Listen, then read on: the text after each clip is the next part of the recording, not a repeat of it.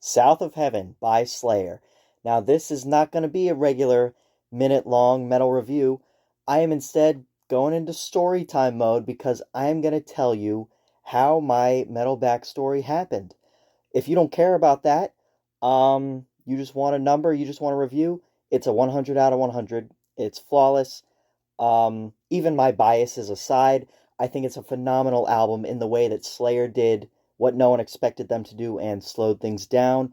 They became the first thrash band ever to incorporate doom metal into their music, and that aside, played some of the first non-traditional doom metal ever. There was no trad doom influence there. It was just very evil, plodding, somewhat atmospheric music. Incredible. Every decision here, it mixed slow and fast, aggressive and heavy with a little bit more melody.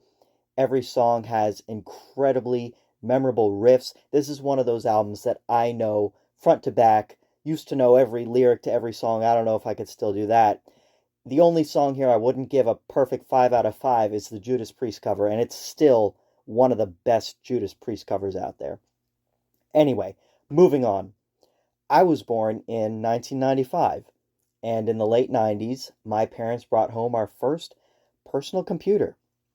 So I was a little bit over 2 years old, and on that computer were multiple games, one of them being Doom 2. Now, at that very young age of 2, I would sit on my father's lap and shoot the gun while he did everything else. We played through the whole Doom 2 probably multiple times because I had a lot of memories from my really early childhood of playing this game. The maps, the enemies were kind of ingrained in my brain. And then Columbine happened, and my mom said, "You can never play that again." I didn't know it was because of Columbine at the time, but for a long time after that, any sort of violent dark media was kind of off limits to me, and it became a pipe dream to be able to play Doom again. I was kind of obsessed with it for a while. Always wanted to play it again, but was never allowed to. The next important piece of information is I grew up homeschooled, not like a Christian sheltered family sort of homeschool, just regular homeschool. Um, so I didn't meet a lot of people. I wasn't exposed to a lot of things. I mean, I loved my childhood, but certainly wasn't exposed to music. The only music I heard was what was on the radio and a few things, mostly from my dad, but nothing on the radio interested me. So for most of my childhood, I didn't care about music, which is such a huge difference to where I'm at now. Did not care about music. Once I got a little bit older, like 10, 11, I started getting into some of the music my dad would show me, but nothing that, I was like, "Oh, this is what it's all about." So that all changed the year I joined public school, which was 8th grade for me. So I was 13 at the time. Joining public school actually has nothing to do with this. That just happened to also be the same time we finally got Doom again. And I was ecstatic. We got Ultimate Doom, Doom 2, Final Doom, and I played through all of them multiple times, loved it, just as good as I remembered. But the one thing that I did not remember was how awesome the music was.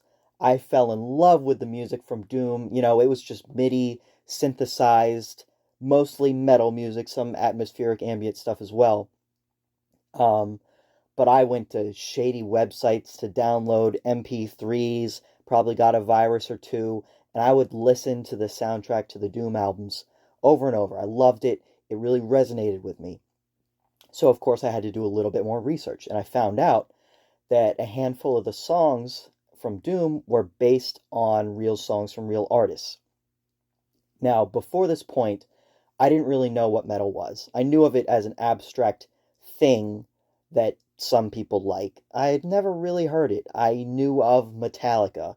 I actually owned the Black Album. It was one of the albums my dad gave me, and at the time that was the heaviest thing I'd heard. Loved it. Um, but nothing really metal. So I went through and I found every single song that had any influence on the Doom soundtrack. Now, this was Alice in Chains, Metallica, AC/DC, Pantera, Megadeth.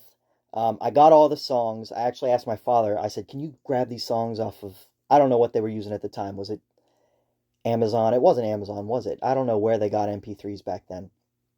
But he actually got the list of songs for me. And he also got me my first MP3 player, uploaded them all onto that. So I just listened to the artists in alphabetical order, like I said. And I was like, whoa, this is really cool. This dark, heavy music. And even when I got to Pantera, I was like, it's a little too much for me, but the riffs are still really good. I kind of would struggle through it. And then at the end of the list, like I said, it was in alphabetical order, and there were only like 10 artists, was Slayer. And the three Slayer songs that were incorporated into Doom music were South of Heaven, Silent Scream, and Behind the Crooked Cross.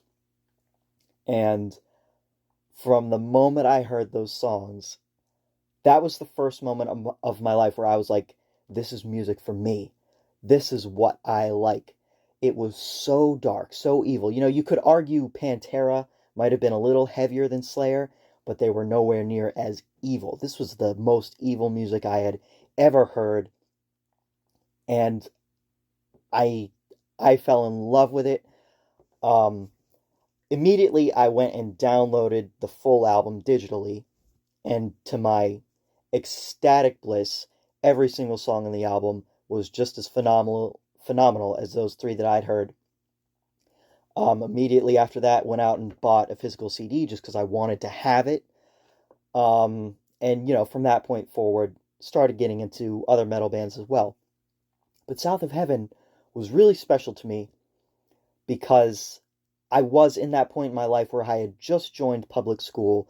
I didn't have too much of an identity yet. I didn't have too much I could communicate with other people about, right? Like no real passions or hobbies. And the second I heard Slayer, I wanted to get into music. I wanted to play music. I wanted to write music. I wanted to listen to music. And I made a couple of friends through that music. And I went into 8th grade wearing yellow polos, and I came out wearing black band shirts, much to my parents' dismay, but they were never really against it. Probably just made them a little bit uncomfortable. But South of Heaven is really particular because as much as I adored it, I then went to the next Rain and Blood, was what was suggested after loving South of Heaven so much. And it didn't click with me instantly. Rain and Blood did not click with me instantly because it was more aggressive. It was less melodic.